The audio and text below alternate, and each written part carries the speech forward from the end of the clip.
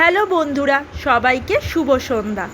আমি আবারও অনেক দিন পর তোমাদের সাথে একটা সন্ধেবেলার জলখাবার নিয়ে এসে হাজির হলাম। এটা হচ্ছে এগ ম্যাগি।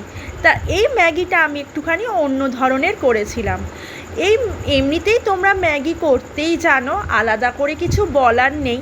আমি তাও একটু তোমাদের সাথে শেয়ার করলাম, কারণ ভালো লাগে। তাই দেখতেই পাচ্ছ, যথারীতি যেমন করে জল ম্যাগি করে ওই রকমভাবেই ম্যাগি করতে হয়। ম্যাগি করা খুবই ইজি ব্যাপার, জল ম্যাগি করা, এটা আর কাউকে আর বলতে লাগে না।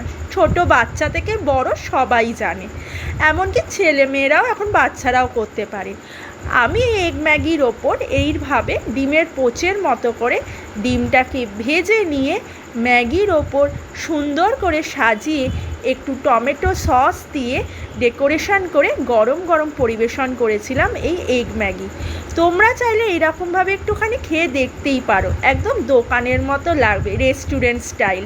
আমি এটা একটুখানি রেস্টুরেন্ট স্টাইলের মতো করেছিলাম। হয়েছে কি না জানি না, তোমরা একটু বলো কিন্তু কেমন হয়েছে খেতে আর দেখতেও কেমন হয়েছে। টাটা বন্ধুরা, ভালো থেকো।